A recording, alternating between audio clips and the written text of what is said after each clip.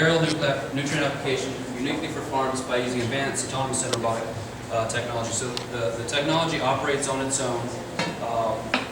It applies precisely rather than applying to the entire field, say a herbicide over here, a fungicide over there, or whatever it might be. So that's the overview. We're basically stealing the business model of aerial application. I think that's a video. That's a video. Well done, We Mel. lost control. Yeah. We lost control. I don't even know how it's played. It's lovely though. It's vodka. I'm pretty sure it's vodka. There we go. But one day you turn up the sound. It's a cool video. I wish we could get it to come up. Did it have little dancers on the beams of those? We never really have a good luck with videos, type of live demo type of thing. So we'll probably skip that part. It doesn't even want to. Don't even mess with it. Just keep going. I know. Yeah. I'm not messing with it. I'm just putting the slides up. Just doesn't want to start singing again. Okay, so I won't click on any more of the links Right. and Yeah. try to get through this thing. Okay, so what led to this opportunity? Basically, my background is 17 years in the United States Air Force, working on all kinds of crazy areas. And I sort of knew my time was coming to an end a couple of years prior to when it happened. And I could see the focus on things that we were doing in the Air Force on robotics and autonomous vehicles. And my background personally is from a small farm town in Ohio. And you know, that's what we do. And sort of at a convention with a few folks, I saw one of these airframes and I thought, my God, that's it. And sort of the whole concept hit me. But sort of the insight is sort of the technology stuff that I was working on in the Air Force, and I can definitely see commercial applications of it. So how are we uniquely advantaged to build this business? The relevant life experience that I was sort of talking about in the Air Force, well, I guess starting with my college education is we've got aviation technology and leadership, information technology, so quite a few areas where I pull personal expertise from. But as far as relevant life experience, I've dealt personally with bringing aircraft basically into the Air Force inventory via testing and those kind of things. I don't know if anybody knows the F-22. We were working on that prior to the Air Force even buying any of them. So I've got an insight on how sort of bringing new technology into commercial application works. And then domain expertise gain, again, sort of 17 years of dealing with aircraft and maintaining aircraft and all the dirty stuff that goes behind actually the 1 or 2 hours that it's out actually working. There's about 22 hours prior to that where things have to get done, otherwise the airplanes don't fly. The pain that we're trying to alleviate is up here. Unprotected crops, they impact 70% of the crop's yield, which is a huge deal. The efficiencies that we're trying to bring, and just so you can see, this cob is probably about missing 70%. So the market that we're looking at is small farmers, the people who could have never afforded this in the past. And with those folks, law of large numbers, lots of people, you know, bringing that number down to 30% would be a remarkable impact. So the current cost of aerial application is prohibitive to small operations. There are some areas, lots of areas in farming where you can't get a tractor feasibly to put down the nutrients, and you can't really fly an airplane over it because of whatever the limits are close to a home or on hills or in the middle of trees or whatever. So there are a lot of little areas where we're protecting these crops as we go. So where is technology? Again, going back to where we sort of saw this come from. If you look up here, I guess this picture might be, I don't know, 500 years old, 1,000 years old. You can see these folks, this is state of the art when this was painted. I mean, this is a big painting, somebody took a lot of time to do it. And you can see they've sort of got the plots out there. They've been using technology to scout where crops are for a long time. And then you come to today, we can get this image in about an hour and know exactly where there's a fungus, where there's a lack of nitrogen, where there's pests. And so we can see all that. And then the same thing coming down here. 100 years ago, we've all looked at this, like we're looking at this picture right now. Wow, that's really, really cool. That's state of the art. Okay, so what we're doing is bringing this technology to fill this gap or opportunity in where farmers and agriculturists, agronomists, can really get the most bang for their buck, especially the professionals. So providing an affordable solution, the affordability comes from the efficiencies gained.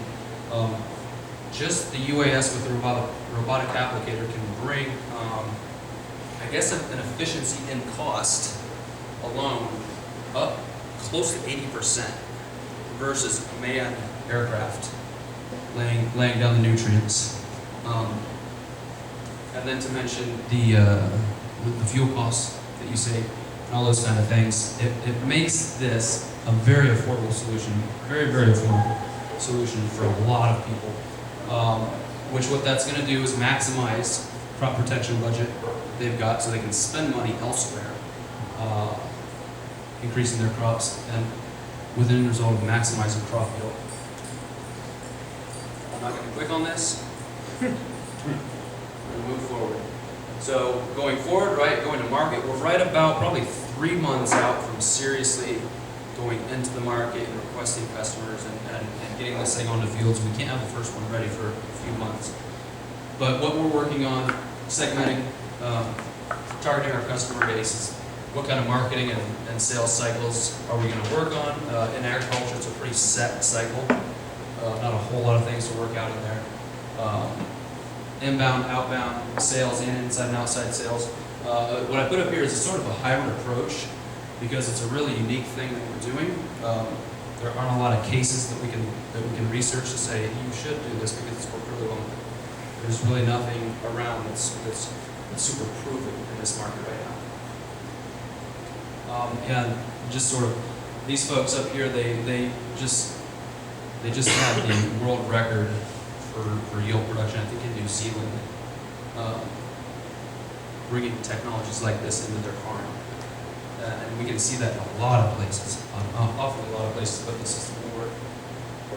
So our business model, sort of, somewhat, what we want to do is augment the operations of 1,400 aerial applicator companies in America right now. There's 1,400, that's not a lot, it's not a huge market, but we can definitely see this technology augmenting those current crop dusters. And we've talked to a lot of folks in North Dakota and over in Illinois, in a place called the National Aerial Applicators Association of America. And they're really excited about it.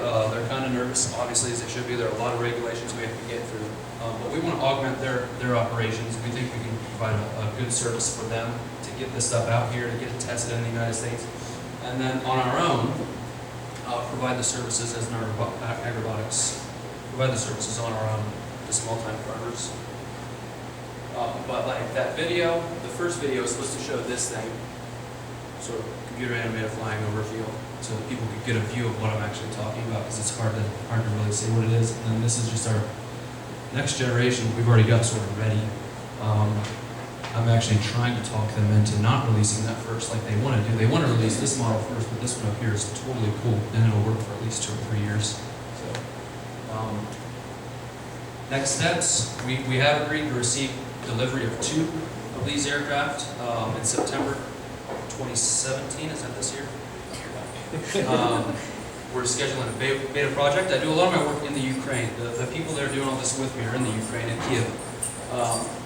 And so just, sort of out there building this business, I bumped into some people, and they own the largest sugar exporter in the Ukraine. And they actually want to put our first 2 drones to work.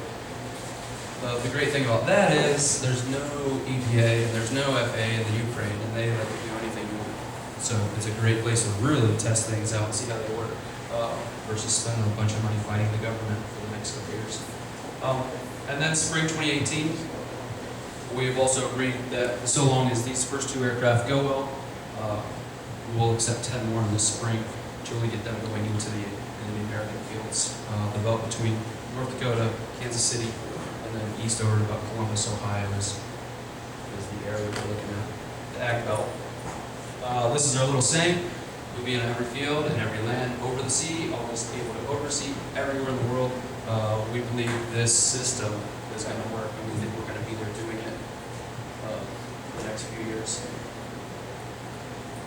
This is me. If you want any of this, just let me know. I got a bunch of cards. And again, this is the closing. I'm not going to mess with it because I failed. I failed on the videos, and I'm not going to go that way anymore. But that's it. Really excited to be here doing this. I'm really excited that it's my opportunity, and we just can't wait to get going. From, I guess, the 1 Million Cups crowd, what could we use from you is nothing in particular.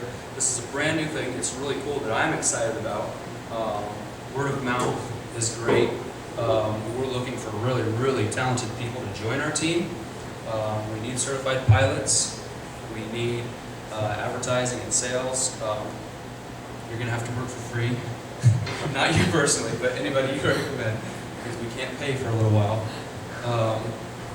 But that's it. I mean, word of mouth, out here supporting us. If you hear about us, be like, hey, I know that Drew guy or whatever. He's crazy, insane, and whatever. But that's it. Just support from the crowd. And I hope to bump into you guys here down the road sometime. But I guess we do questions now. We have questions. All right, here we go. So really top talent, the appeal of working for free is usually not way high on their list. It's hard. Have you, are you looking for, equity to invest in this business so that you can actually fund customer acquisition costs, which are expensive, and blah, blah, blah? Or how do you intend to bootstrap this thing forward so that you actually can grow it? Because sales are hard and expensive. Yes, sir. We're definitely looking. I'm not greedy. I'm not greedy at all. But at the same time, I'm trying to be smart early in how much of this company I give away, because our value is low and all that kind of stuff. But we absolutely need capital to sort of continue moving probably past September. But absolutely, and we're working with a lot of folks. We're getting to that area where I think if one finally comes on board, several others are going to be very comfortable. It's just that spot where we're at right now. But yeah, absolutely. And probably the big thing behind that is me finally getting the business plan completed. That's not very good at it. I'm very self-critical, so I make a lot of blocks in the road for myself. Drew, physics question. So are you building your own, since we didn't see the video, are you building your own platform? Because like all the most advanced commercial drones can lift something as heavy as a GoPro for about 30 minutes at most. You're going to lift either liquid or powdered form herbicide and try and apply it over a couple acres. How can you keep a drone in the air long enough? Are you going to have an army that just substitutes it in like Disney does, or? Perfect question. It's great. So the drone we have found will apply to about 20 acres for about 20 minutes with about 7 gallons of whatever the fluid is inside that you need. So it'll go out and it knows it comes back on its own when the battery is critical or whatever. So it'll fly back. It refills within 60 seconds. You take one battery out while it's still operating and put a new battery in, so it's pretty seamless. But yeah, batteries are a bear in UAS. We have to fix that problem because that technology is holding back a lot of progress. But yeah, battery life and energy use is tough. It's a tough thing. I had a question. So just to pull back and think a bit about farms. So you've got herbicides and fertilizers and stuff that are applied before there's crops emerging, and then there are some that are applied when they're post-emergent but tiny. And then some of the pictures you showed. So at what proportion of the spraying you guys hope to do is sort of pesticides, herbicides, and what proportion are fertilizers and such? And then at what stage does your drone come online as a valuable way to do this? If there's 6-foot tall corn stalks, I mean, and I guess you already won, but, you know, I mean, if, you know, if sorghum or something is tall, how does spraying work? Or are you early season, or might you visit the same client 4 times in a growing season? That sort of, like, just so we know a little bit more about how the drone and the industry, you know, interacts with the season of growth. Does that make sense? Yeah, absolutely. Okay. So how we sort of envision it is going in after the fall harvest, right? Our aircraft come in and we lay down actual nutrients, right? Yeah. The goal here is making every field equally as fertile as the other field, no matter where you're at. So sort of after fall harvest, you go in there and all winter long, this isn't like once or twice, this is full time. When we sign a deal with somebody, we're basically going to be with them for about the next year doing this stuff. But lay down nutrients all fall and winter. Springtime, get out there and get that nitrogen on. Going into about this time of the year, fungus and all the bugs start coming out, so we put down you know, the herbicide, fungicide, all that kind of stuff. Only on the areas that need it, though. That's a very important piece of this. And that's another area where the efficiencies come from, is only using as much as you need. With current aircraft, they're limited to how low they can fly, how slow they can fly, which means they a lot more has to come out of the aircraft to be sure it hits the ground, wind coming through, all that kind of stuff. So we're really low. We're 1 meter above the crop. We go to exactly where you need to go by those pictures, right? We go out, we take the picture. What exactly needs to happen as far as field nutrition, soil samples? What exactly needs to be in here? And we don't really envision it as one of these aircraft on the field. We see probably 5 or 6 out there at once. Yeah. Field. But that's sort of the system. It's a full year, you know, all-out battle effort to make sure this yield at the end of the year for this farmer or whoever it might be that we're working with is absolutely as great as wherever the best soil in the country is. I'll ask a question, and then someone else can take another question. How do you anticipate getting paid? What I mean by that, is it going to be per acre? Is it going to be per how much you deliver? Is it going to be, I mean, because farmers are, I work with a few farmers, and they are more cost conscious than anybody in the world because they're playing pretty high stakes poker, quite frankly, with nature and with the, you know, commodities markets and everything. So they will pinch your pennies, as they should, to death. So I guess the question is, have you figured out what the farmers are willing to pay for and how they're willing to pay for it? Because a lot of them will say, well, I'll give you 5% of my, you know, if you increase my yields by 10%, I'll give you 5%, you know, something like that. I mean, I could just see your pricing be, I think the more elastic you are, it might be better in the short run, but it'll be worse in the long run. So if you thought about how you're actually going to charge people, or how many drones in the air, or whatever. Yeah. So how are we going to charge people? Basically, we know how much they're willing to pay. Right now, the going rate is about $9 to $10 per acre to spray a field. Whatever, that's about average. With the gain efficiency, again, we don't have an actual tested case for this. But with the several factors that we're bringing in, just with the efficiency of the drone alone, we can bring that cost down by a major margin, almost, you know, close to at least 50%, we think. And then other efficiencies involved, again. However, the costs of our doing business, those kind of, we don't know what the actual costs of us doing business are at this point. But we have seen statistically and with math, basically, there's a large opening for what we'll be able to charge comfortably for the farmer, and also in order to keep our business running, I guess the way we need it to. But you know, that's figuring that out is probably 9 months out, maybe, I think. But yeah, it's about a $9 per acre average. We're hoping to get it down and to honestly be able to charge around $4.50 to $5 an acre. But moving up, you know, all the way up to $7 or keeping it flat at $9 for a long time. The yield generation is enormous. Like going from X, what you're used to 25% more or 50% more for the really, really small farmers that have never chased yield. Like they put their seeds out and they're like, oh gosh, I hope it grows this year because we can't put anything on here. That's the market we're really trying to impact.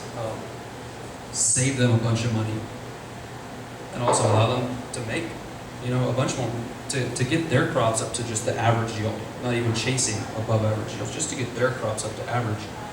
There's an enormous opportunity. So you mentioned something about the existing crop dusters. I don't know what the other call aerial delivery, blah blah blah, whatever.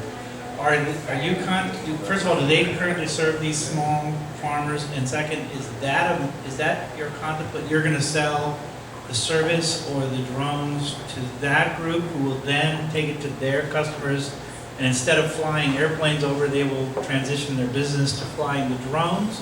Is that kind of part of your vision, or do you intend to be a competitor against those existing players? But it seems like, and I'm just wondering, it sounded like maybe that was your market isn't to farmers, but really more to the people who are already delivering the service on an inefficient basis, already have the customers. So our goal is to win the battle of using way more than you need to do, and only certain groups, industrial groups, really being able to do this big time. We don't want to compete. We're not looking to compete with these folks. Where we think our platform will serve existing crop dusting aerial applicators, agriculture applicators, whatever you want to call them. Where we think this will serve them well is getting those areas that they can't get to right now. Currently, there are a lot of farms or a lot of farmers that they deal with that would like these small fields here and there done, out of the way that they can't get the tractors to whatever that they can't fly over. They'd like to get them, they just can't do it right now. We think that's a perfect fit. I wouldn't say to allow that industry into what we're doing, but for them to get into it early, so that when it is proven, they're already doing it, and it's pretty seamless. But they're excited. I've talked to very several of them. I've talked to people who own several of the companies before. It's just proving the business model. Well, that makes, proving the technology. to me, that makes a lot of sense to sell to the people who already provide the service, who already have all the customers, rather than you going out and trying to sell. No, yeah, what I tell makes a lot of them, sense. I tell them, and I say it is my opportunity because I'm the one bringing it here, but it's all of our opportunity. It's just a great system, and it's 2017, right? And we've got the technology, we've got everything to do it. It's not being done in a proven way yet.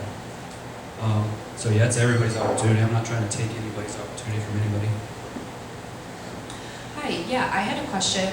So I love what you said about how you see this technology going worldwide and everything. So I'm curious, do you see this, how do you see this technology maybe breaking ground in some of the places in the world where it's projected that the populations are going to be growing exponentially, like by 2050 we're going to have so many more million people in Africa and Asia. So how do you see this technology, becoming what you, envision that this is going to become worldwide? How do you see this, I guess, being implemented, and these,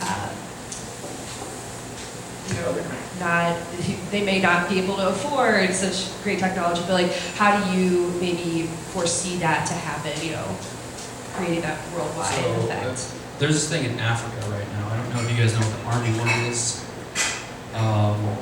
Usually in the summer, if you look up in the trees, you see those big wet nests with all the little worms in them. In Africa, the farmers can't afford to put pesticides down. It's absolutely, you can't do it. This year, the World Health Organization has been saying for a few months now, it's literally going to be a crisis, a food chain crisis in Africa because of these they just eat through all the crops. They destroy everything. The armyworm can be killed with the spray we buy here at Home Depot. Just can't do it. Nobody can get out there and do it on a large scale, affordable basis. But when you start talking about affordability, it's like affordability, or are my children going to eat? in Africa? You know, are we going to have an economy in Africa? Because the agriculture is, you know, that's, you know, they don't have iPhones. They've got cornfields, and they hope to feed their families, you know, for the next month or so. So it's a real serious problem over there. If we can get into those cases, you know, where we can prove very, very useful applications, that'll help. But yeah, as far as getting out in the world, I think the technology alone will prove itself, will prove its usefulness, but that's only if we get it out there and get it proven and all that kind of stuff. So, can you explain a little bit more? So, if you send a drone to the farmland, and the drone will going to collecting some data, everything, will you help the farmer to analyze this data and what kind of chemical going to use? What's the problem? I mean, the fields has, and then, I mean, what kind of service you including? Is it only just to send a drone to take a picture and to send a drone to drop the chemical, or what else do you do? We'll own the images. We'll own all that data.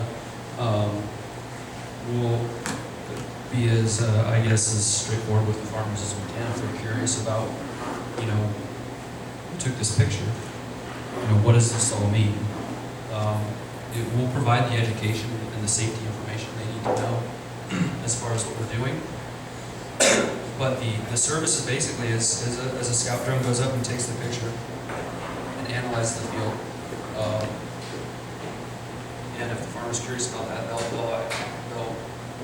have access to that image. I don't know that they'll own the image, but they'll have access to it, and we'll absolutely explain to them, you know, this is what's going on over here, this is why this is going on over here, and those kind of things.